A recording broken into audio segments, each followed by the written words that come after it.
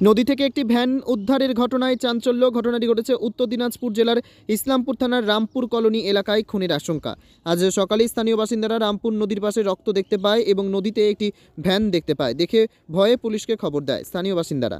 স্থানীয়দের অনুমান খুন ও মার্ডার হতে পারে এলাকায়। ঘটনাস্থলে এসে ইসলামপুর থানার পুলিশ এসে ঘটনার তদন্ত শুরু করেছে। তবে রক্ত দেখে স্থানীয়দের অনুমান এলাকায় কিছু একটা ঘটনা ঘটেছে।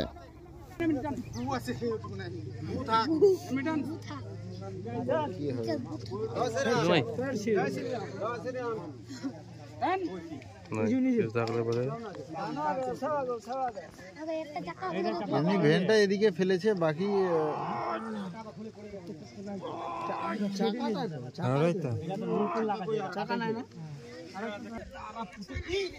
ঠিক আছে।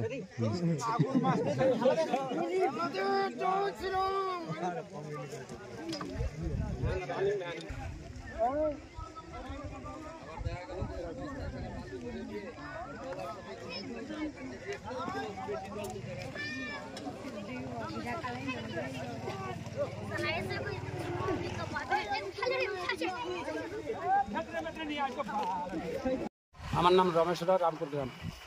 আপনি এলাকার মেম্বার? আমি এই ওয়ার্ডের মেম্বার। বলছি কি হয়েছে এখানে? এখানে হয়েছে সকালবেলা খবর পেলাম যে রাস্তায় রক্ত বা নদীতে ভ্যান পড়ে আছে। এই যে সন্দেহমূলক আসে, তদন্ত করলাম। আমি তদন্ত করার দেখার পরে কিছুকে ফোন করলাম, কিছুকে ফোন করার পরে পুলিশকে ফোন করা হলো। পুলিশ আসলে তদন্ত হচ্ছে আর কি। ফাটার হতে পারে আইডিয়া, এইটুকুই সন্দেহমূলকের জন্যই কল করা হলো আর কি। রক্ত আছে পড়ে রাস্তায়। কি এলাকার নাম কি? এই এলাকার নাম হলো রামপুর কলোনি। মূলক বোঝা যাচ্ছে আর কি, এত রক্ত হয়েছে যখন, তাহলে বাগান টাগান আছে, হয়তো ফেলা টেলা দিয়ে রাখতে পারে আর কি।